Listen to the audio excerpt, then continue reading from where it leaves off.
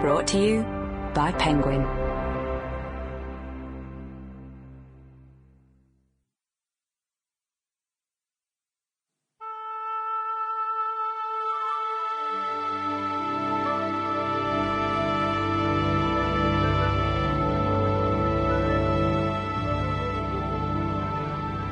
The Fry Chronicles, an autobiography written and read by Stephen Fry. Work is more fun than fun. Noel Coward.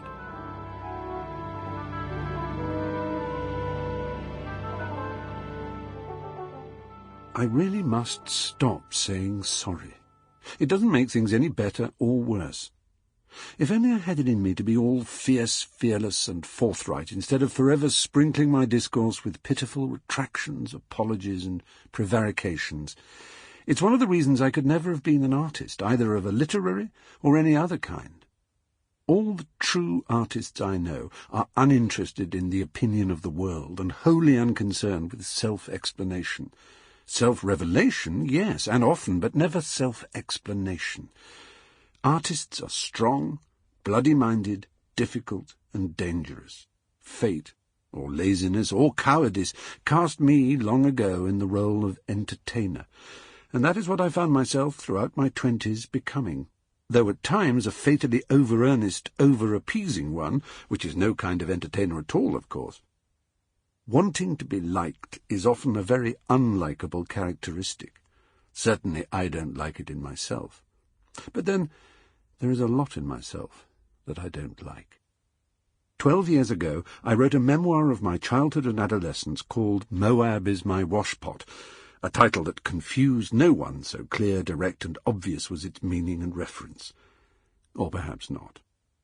The chronology took me up to the time I emerged from prison and managed somehow to get myself accepted into university, which is where this book takes up the story. For the sake of those who have read Moab, I don't mean to go over the same ground. This book picks up the threads and charts the next 8 years of my life. Why so many pages for so few years? It was a late adolescence and early manhood crowded with incident, that is one answer. Another is that in every particular I fail Strunk's Elements of Style or any other manual of good writing. If a thing can be said in 10 words, I may be relied upon to take 100 to say it.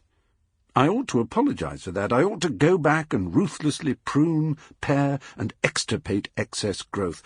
But I will not. I like words.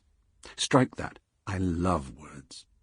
And while I am fond of the condensed and economical use of them in poetry, in song lyrics, in Twitter, in good journalism and smart advertising, I love the luxuriant profusion and mad scatter of them too. If my manner of writing is a self-indulgence that has you grinding your teeth, then I'm sorry, but I'm too old a dog to be taught to bark new tunes.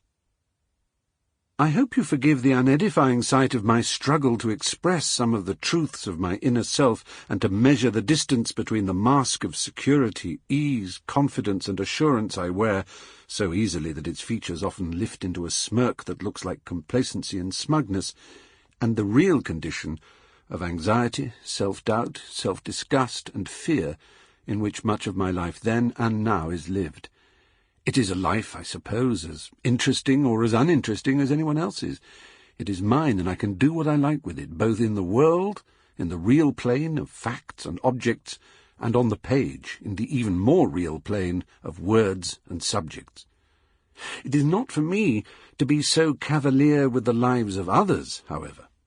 In much of my life, from 1977 to 1987, people appear who are known in the public world, and to whom I cannot give convincing pseudonyms.